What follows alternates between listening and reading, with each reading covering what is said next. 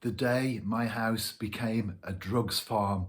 It sounds like a headline from the National Enquirer or the Daily Sport, doesn't it? But in reality, it's a true story. Although, to be precise, I should say the day my house almost became a drugs farm, and you'll see why in a few minutes' time. We sold our old house last year. We went through auction, it went through, the price was sorted, everything finalised. The man paid his deposit almost immediately, so everything was great.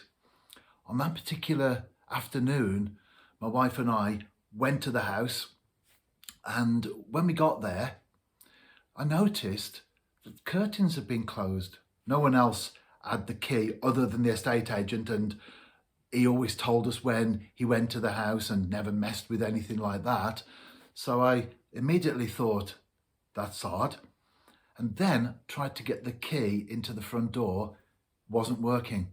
The back door, couldn't get the key in either. Someone had put the catch on from the inside.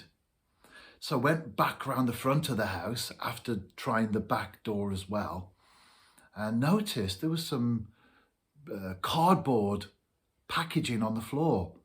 Opened up the bin, and there was the package for a lock. Someone had taken the cylinder out the Yale lock that we had in the door, replaced it, and obviously that's why the key didn't work. So I immediately thought, squatters. I said to my wife, because we were there for another reason actually in Sedgley, having our COVID jab. So I said, we haven't got time to stay here too long. I had to look through the letterbox and everywhere else. Couldn't see anybody in there, but the curtains were closed upstairs as well. I thought, I bet they're living upstairs. Right, let's go home. I'll sort this out, and we'll get some super glue. We'll sort their locks out. They won't be coming back. Went round the corner, saw two policemen walking up the road. Said to them, I think we've got a problem. We've got some squatters in the house. That's what it seems like anyway. And they said, well, you need to just call the station. We can't deal with that. Well, we were in a rush, so that was fine. And went to get the jab, went back, and I said to my wife, I need to get in. Couldn't get in from either the front door or the back door. Said to one of the neighbours, can I just pop through your garden into the house? Didn't tell them what had happened, didn't want to worry anyone. And I forced my way into the house through the kitchen. And when I got inside, there was no one there. The lock had been changed on the front door, and the catch had been put on the entry door, as well as the chain. So people had obviously been in, but nothing was touched at all. I went through the whole house looking for squatters that I could sort the situation out.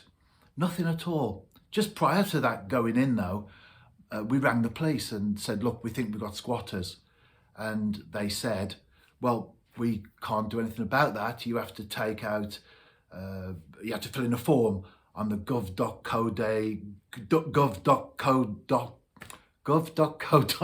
let's get there in the end, website. And then after about 30 days, we were able to, you can take out a civil action. And I was thinking at the time, I'm not having that. It's my house. Can't have squatters just moving into your house and deciding to live there, can you? So that's why I went in on my own accord. And my wife was speaking to the police. She said, you've got to send someone because he's going in. My wife said, don't go in. I said, I'm going in. It's my house. You can't just move in and live there, especially when we sold it. We want to move on as well. And they never came. All they said was, well, tell him to be careful because he could be committing an offence if he goes in and there's a confrontation. But I went in and there was no one there. And then I noticed the only thing that was missing, or the only thing that was different, should I say, was in the front room where the electric meter is. There's a table where the electric meter is beneath that, so it's hidden.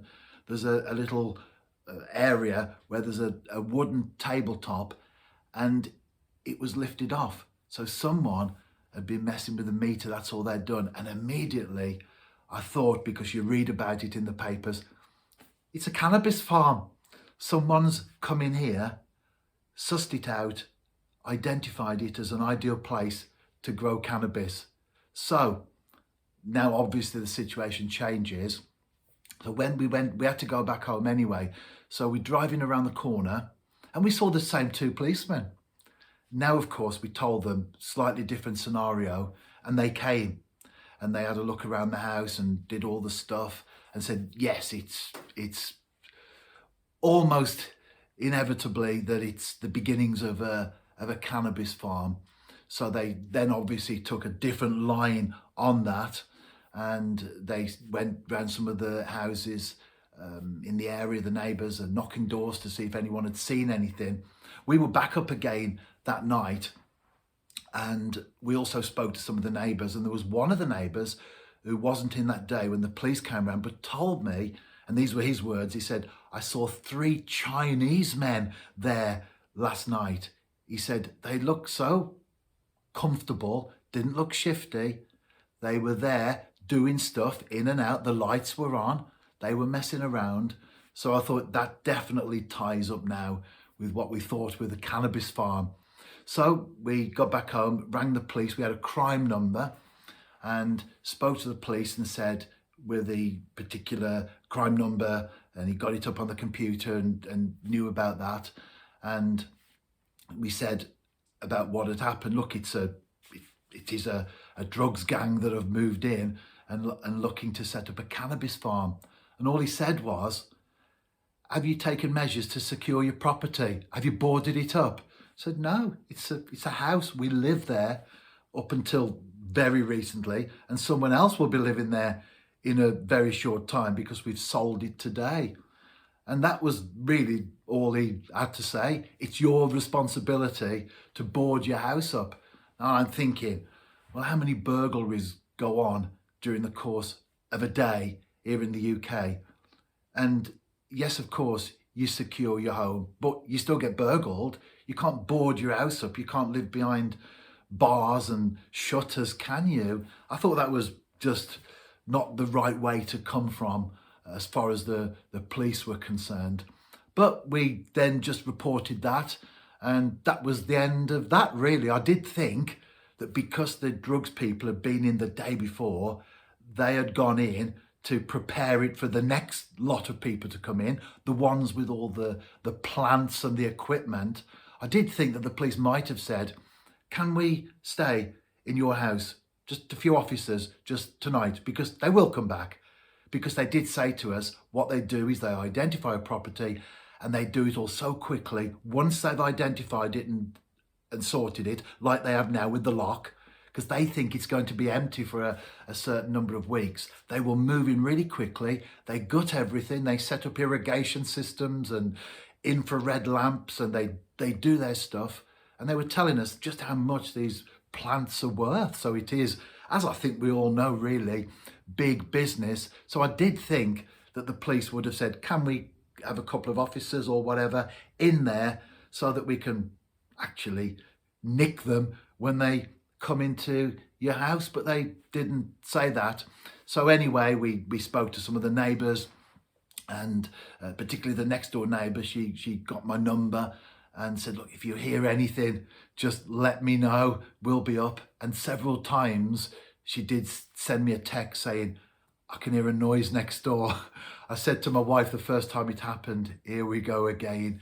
Went up, went in, there was nothing at all. I think because it's terraced houses and of course close together, no furniture to deaden the noise, it was probably the noise from the other side. And on one occasion, she said, someone's just come out the house. I thought, oh no, here we go again, definitely this time. But it wasn't, it was actually just the shared entry that someone had came through. So the day my house almost became a cannabis farm, quite an interesting story there. We got in at the right time, didn't we? If we hadn't have gone up just a day later, it would have been a totally different interior than it was when we managed to sort that out. But we've now sold the house. It's now gone. It's all sorted. It's out of our hands. And I just felt it was time to tell that interesting story. All's well that ends well.